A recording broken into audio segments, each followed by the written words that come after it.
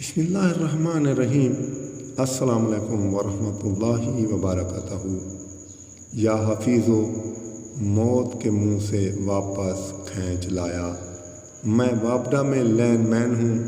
ایک دن کھمبے پر چڑھ کر 11,000 kV کی تاروں کے نزدیک کام کر رہا تھا کہ اچانک ان تاروں نے مجھے اپنی طرف کھینچ لیا۔ مجھے بجلی کا شدید جھٹکا لگا، لیکن میں معجزانہ طور پر محفوظ رہا، کیونکہ میں نے کام شروع کرنے سے قبل 11 مرتبہ یا حفیظو پڑھ لیا تھا، جس کی بدولت جان لیوا کرنٹ سے میری حفاظت ہو گئی۔ الحمدللہ۔